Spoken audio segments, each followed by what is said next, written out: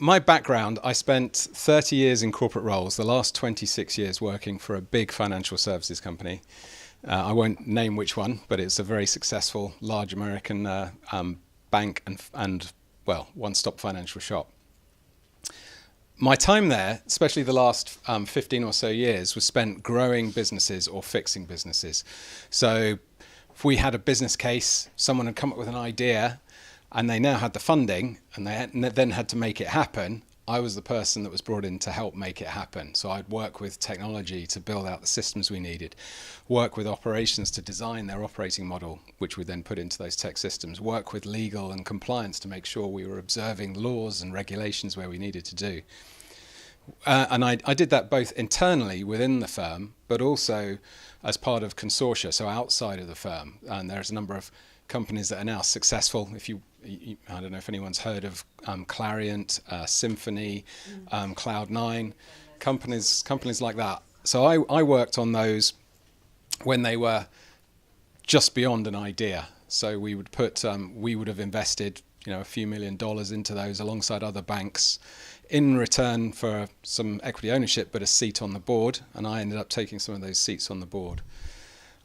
Secondly, the other thing I did was the flip side. So and this was only ever internal, if we had a business that was struggling operationally, so it's a business we believed in financially, we thought it was going to be successful, there was a market for it, but it wasn't doing what we wanted, clients were getting upset, maybe even leaving the firm, we were seeing lots of errors, we might be getting losses or fines from regulators, then I would be dropped in and told, stabilize it, get those client relationships back to green, put a lid on those errors, stop the losses, stop the noise.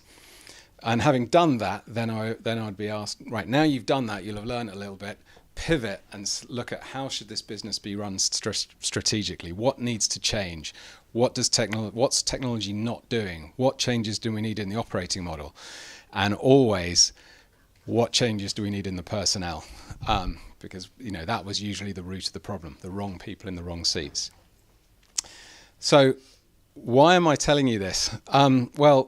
5 years ago, I was doing that job. I had done it for a good 10 years by that point, but I didn't realize it. I wasn't happy. I was successful, for sure, financially at least, and in my career, but I had lost touch with a few things. My focus had been purely on business, purely on how can I earn good money. There's been a little bit of focus left for building up wealth, and wealth accumulation, but no energy being put into the rest of my life, put into my relationships, plural, not just, my now failed marriage, but with my children, with my friends. I was that person that had a conversation with friends every Christmas over the phone saying, we must meet up this year. Yeah, let's do it. And then in a year's time, I'd be having that same conversation.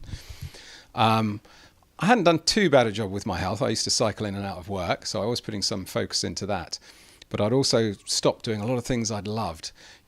Georgia, you spoke about the things that turn you on and light you up. I'd left a lot of that behind, and I was going through those motions. Now I got a big kick up the backside.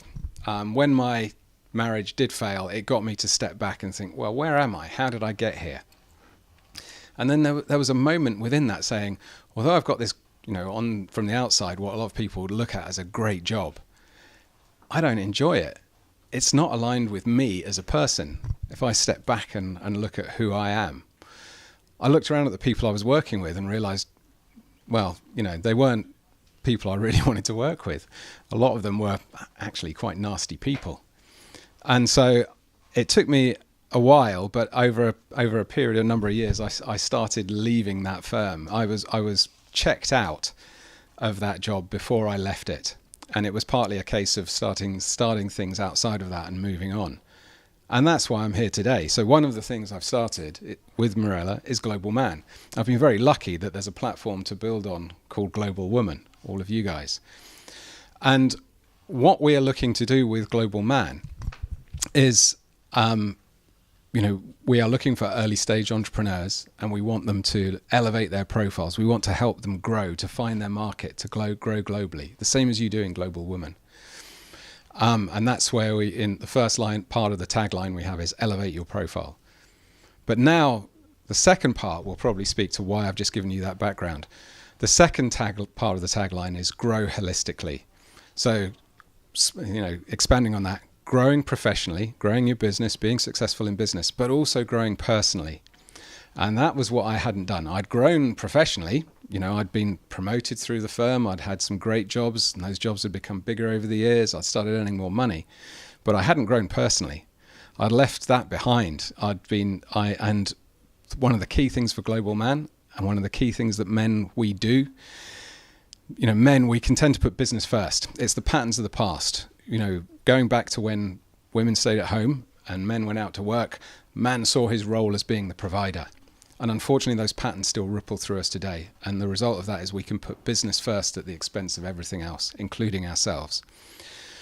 So in Global Man, it's the case, we don't want business to cost you other areas of your life. In fact, we want the opposite. We want you to make sure you're growing in those other areas of life and you're carrying that through into your business, where you'll show up as a better version of yourself. And then finally, the last piece of the tagline is to lead with impact. And again, looking at my business, I worked on a ton of businesses in my life where I was looking at them going, I don't really understand the value of this. This seems to be something where we're trying to extract value from other people without there being an exchange and a provision of value to them.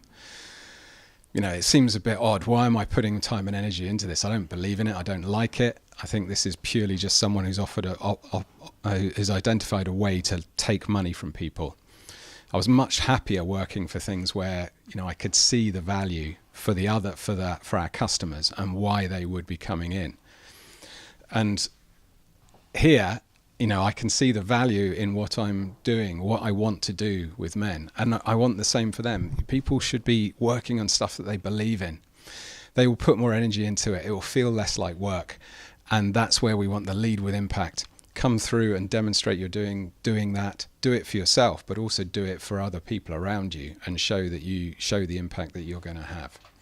So that's Global Man. And as I mentioned, we have on the 3rd of December an event where we're inviting a lot of the non-members that have come through these events over the last year. We want to unveil what we're doing with Nick and with me. So my background, I can help people with their businesses. I can help people look at some of the challenges they've got and fix those. I can also talk about my own experiences as I just have, and use that as a tool for saying don't lose yourself as part of your business. Nick was here. I'm going to speak for Nick now. Nick's run a lot of businesses himself, smaller businesses. He's seen some succeed and some fail, so he's got experience there that he can use as well with the group. But for the last several years, he has been working as a coach, and specifically working with as a coach for successful people. He's not targeted people that are struggling. He's working with CEOs of successful businesses and their direct, so that the management teams. And specifically what he coaches them on is how to succeed without losing yourself. So exactly what we've just been talking about. So between the two of us, I think we can cover all angles: the business, the growing you personally and leading with impact. And then finally, there is one other benefit that we're looking to have that we couldn't have if we didn't have Global Man and Global Woman. Yes, we'll go off and do our own stuff as men. We'll lock ourselves in a room and delve into how do we not, lose ourselves in business. But I also got involved at work with the diversity agenda. It was a very rewarding experience. However, I think within a corporate world, there's still a few things missing from the way diversity is promoted. And that key thing that's missing is looking at what we as men need to do differently in the way we show up.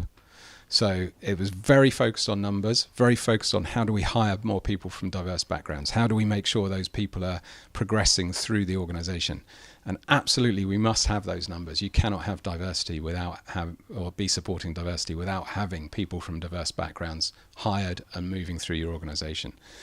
But as I touched on, the patterns of the past and men believing that their role is to provide. Unfortunately, also, when it comes to business, a lot of men are still letting patterns of the past ripple through business, or what it used to mean to, or what, unfortunately, I said used, unfortunately, it still ripples through today. For a lot of men, being a man is about power. It's about the accumulation of power, and it's about the demonstration of power. And in certain industries, and certainly in financial services, that's still very much the culture. So for someone to succeed in that business, they need to step into that frame. It can be quite controlling, confrontational, aggressive, abusive even. I had to step into that frame. Naturally, I'm quite a collaborative person. There were times when I had to leave that bit of me behind, because there were people that if I wanted to collaborate with them, they were just going to steal what I had and take it for themselves. Unfortunately, for women coming into that organization, they're having to do the same thing. They're having to step into this very masculine and quite aggressive masculine frame in order to fight for their share of the success within the firm. My premise is that's not what a man should be. That's not how men should be showing up. It's not that we should be suppressing masculinity, far from it. We should be showing up more naturally as masculine men, not as shadow masculine men, not as toxic masculine men. And if we do that, my premise is that men will create a safe space we should be creating a safe space for all, both men and women, to show up as their natural selves. And that will allow all those beautiful creative ideas from feminine energy start to flow. And we'll start to get much more exchange of ideas, constructive criticism of each other's ideas in order to get better business outcomes. So what I want to see from Global Man is that we foster that environment across Global Man and Global Woman to truly benefit from diversity and from men and women working together. So again, 3rd of December, we have this event that we've put together in London to bring men together, to show them what we're going to do and look to bring them into Global Man. If you know any man that you work with or live with who you think might be interested and might benefit, please reach out to me, either directly or through Mirella, and we can get on a call with them and invite them along on the 3rd if they're interested, and look to bring them into Global Man. And hopefully we're looking forward to 2025 being a brilliant year for both Global Man and Global Woman. And I'd love to be standing here in a year's time reflecting on that and what we've seen. Thank you very much, Mirella.